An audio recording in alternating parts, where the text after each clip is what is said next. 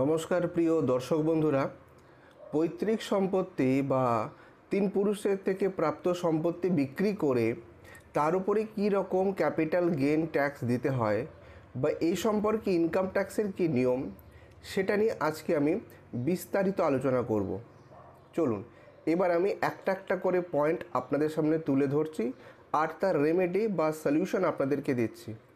আশা করি আপনাদের মনে যত প্রশ্ন আছে সমস্ত প্রশ্নেরই উত্তর আপনারা এই ভিডিও থেকে পেয়ে যাবেন।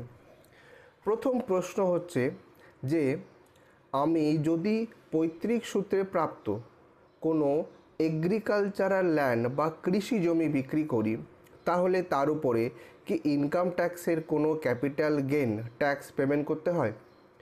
এর উত্তর হচ্ছে আমাদের ইনকাম ট্যাক্স অ্যাক্টের ক্যাপিটাল গেন চ্যাপ্টারে পরিষ্কার বলা আছে যে রুরাল অ্যান্ড এগ্রিকালচারাল যদি ল্যান্ড হয়, অর্থাৎ গ্রামের কৃষি জমি যদি আপনি বিক্রি করেন তাহলে তার উপর কোনো ক্যাপিটাল গেন ট্যাক্স সরকারকে দিতে হয় না। এটা এক্সেম্পটেড ইনকাম ক্যাটাগরিতে আসে। কিন্তু যেহেতু এইটা একটা ইনকামের সোর্স, তাই আপনাকে ইনকাম ট্যাক্স রিটার্ন ফাইল করে এক্সেম্পটেড ক্যাটাগরিতে এটাকে দেখাতে হবে। এবার আপনার মনে প্রশ্ন আসবে, যদি এটা ইনকাম ট্যাক্স ফাইলে দেখাই তাহলে কি করে এটা এক্সেম্পটেড ক্যাটাগরিতে হয়? তাহলে এবার আপনাকে এই বিষয়টা একটু বুঝিয়ে দিই। আমাদের ইনকাম ট্যাক্স আইনে ইনকামের 5টা হেড আছে। এছাড়াও এক্সেম্পটেড ক্যাটাগরি বা এমন কিছু ইনকাম রয়েছে যেগুলোর ওপর কোনো ট্যাক্স পেমেন্ট করতে হয় না। কিন্তু যদিও সেই ইনকামের ওপর ট্যাক্স পেমেন্ট করতে হয় না ঠিকই, কিন্তু সেটাকে ইনকাম ট্যাক্স রিটার্নে দেখাতে হয়। তাহলে এই যে টাকাটা আপনি পেয়েছেন সেটা হোয়াইট হয় বা এই টাকাটা ইনকাম ট্যাক্স দপ্তরকে সঠিকভাবে জানানো হয়। তাই আপনি যদি গ্রামের কৃষি জমি বিক্রি করেন তাহলে আপনাকে ভারত সরকারকে একটি টাকাও ক্যাপিটাল গেন ট্যাক্স দিতে হবে না। কিন্তু ইনকাম ট্যাক্স রিটার্ন ফাইল করে এই বিষয়টি ভারত সরকারকে জানাতে হবে। ইনকাম ট্যাক্স ফাইল করার জন্য যিনি ইনকাম ট্যাক্স ফাইল করবেন সেই কনসালটেন্ট আপনার থেকে ফিস নেবেন, সেটি তার পেশাগত বা প্রফেশনাল ফিস। এবার আসি দ্বিতীয় প্রশ্নে। আমার গ্রামের দিকে জমি ছিল কিন্তু সেটা কৃষি জমি নয়, বাস্তু জমি, তাহলেই কি তার উপরে ক্যাপিটাল গেন ট্যাক্স হবে? এর উত্তর হচ্ছে গ্রামের দিকে যদি কৃষি জমি ছাড়া অন্য কোনো জমি হয়, সেই জমি যদি আপনি বিক্রি করেন তাহলে তার উপর ক্যাপিটাল গেন ট্যাক্স দিতে হয়। এবার প্রশ্ন হচ্ছে তাহলে শহরের দিকে জমি যদি বিক্রি করি বা জমি প্লাস বাড়ি যদি বিক্রি করি তাহলে কি তার উপর ক্যাপিটাল গেন ট্যাক্স দিতে হয়? এর উত্তর হচ্ছে হ্যাঁ, এর উপর ক্যাপিটাল গেন ট্যাক্স দিতে হয়। এবার তৃতীয় প্রশ্ন হচ্ছে যে আমি এই ক্যাপিটাল গেন ট্যাক্স না দিয়ে কি করে আইনের সাহায্য নিয়ে ব্যাপারটাকে ক্লিয়ার বা ক্লারিফাই করতে পারি ইনকাম ট্যাক্স দপ্তরের কাছে? এর উত্তর হচ্ছে আপনার যে ক্যাপিটাল গেন হবে সেই ক্যাপিটাল গেনের ওপর ভারত সরকারকে লং টার্ম বা শর্ট টার্ম ক্যাপিটাল গেন ট্যাক্সের রেট অনুযায়ী ট্যাক্স পেমেন্ট করতে হবে।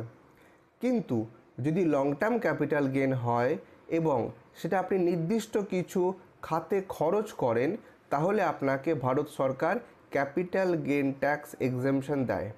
কি সেই খাত? সেই খাত হচ্ছে দুটি খাত। দুটি বলা ভুল, তিনটি খাত বলাই উচিত। প্রথম খাত হচ্ছে আপনি যদি পৈতৃক সূত্রে প্রাপ্ত জমি বা বাড়ি বিক্রি করে যে ক্যাপিটাল গেন হলো সেই পুরো টাকার ক্যাপিটাল গেনের জন্য আপনি capital gain bond 54 EC bond ক্রয় করেন, তাহলে এর উপর আপনাকে ক্যাপিটাল গেন ট্যাক্স দিতে হয় না টু দ্য এক্সটেন্ট 50 লাখস। তার মানে আমি বলতে চাইছি যদি আপনার ক্যাপিটাল গেন হয় 45 লাখ টাকা আর আপনি যদি 45 লাখ টাকার 54 ইসি বা ক্যাপিটাল গেন বন্ড কিনে নেন তাহলে আপনাকে ভারত সরকারকে কোনো ক্যাপিটাল গেন ট্যাক্স দিতে হয় না। কিন্তু ইনকাম ট্যাক্স রিটার্ন ফাইল করে এটা আপনাকে জানাতে হবে। এবার যদি এই ক্যাপিটাল গেনের পরিমাণ 55 লাখ হয় তাহলে আপনি 50 লাখ টাকা অবধি এই বন্ড কিনতে পারেন, বাকি 5 লাখ টাকার আপনাকে ট্যাক্স দিতে হবে। এটা গেল প্রথম ভাগ।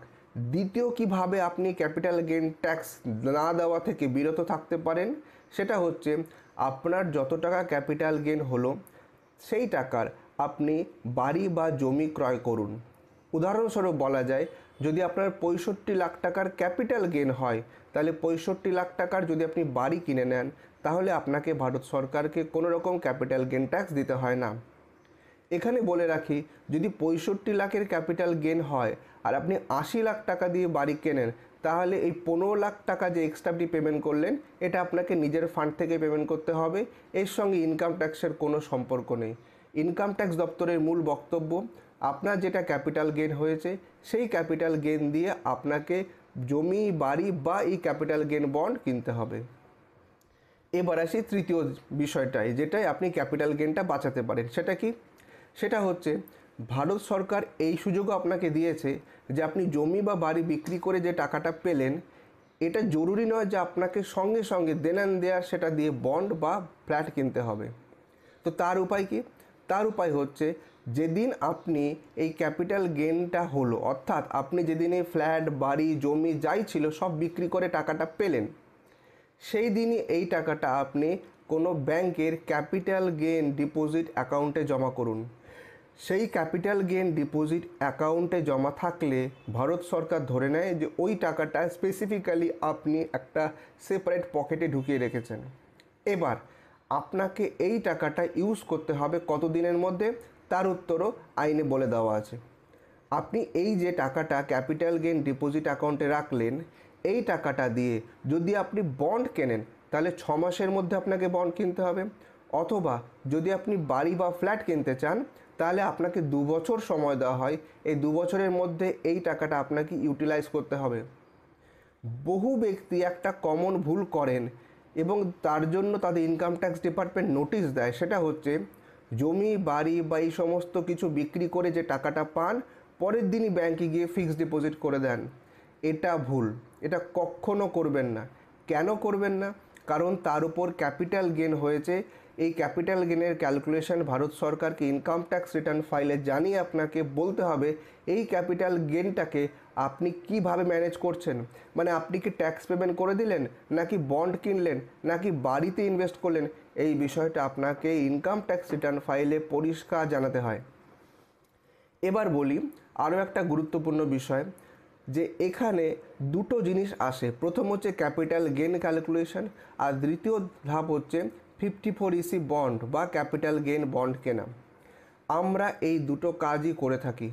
যেহেতু আমরা ট্যাক্স প্রফেশনাল, তাই আমরা ইনকাম ট্যাক্সের ক্যাপিটাল গেন ক্যালকুলেশন, তার রিটার্ন ফাইল করা, এগুলো যেরকম করে থাকি, তেমনি আমরা যেহেতু ফাইন্যান্সিয়াল ইন্টারমিডিয়ারি কাজ করি, তাই যে কোনো ব্যক্তি যখনই কোনো 54EC বন্ড কিনতে চান, তারা আমাদের সঙ্গে যোগাযোগ করবেন। আমরা মাত্র 2 মিনিটের মধ্যে সমস্ত ফর্ম্যালিটিস করে আপনাকে বন্ড কেনার প্রয়োজনীয় কাগজপত্র প্রোভাইড করব। তো বন্ধুরা, কেমন লাগলো এই ভিডিওটা অবশ্যই কমেন্ট করে বলবেন। আর আপনার যদি কোনো প্রশ্ন থাকে, তাহলে আপনি আমাদের পেইড কনসালটেন্সি সার্ভিস নিতে পারেন। আপনি আমাদের এই কন্ট্যাক্ট নাম্বারে যোগাযোগ করতে পারেন, হোয়াটসঅ্যাপ বা ফোনে আমাদের সঙ্গে যোগাযোগ করতে পারেন। আজ এখানেই শেষ করছি। আরেকদিন হাজির হব এইরকমই ইনফরমেটিভ ভিডিও নিয়ে। সবাই পাশে থাকবেন আর আমাদের সঙ্গে যোগাযোগ রাখবেন।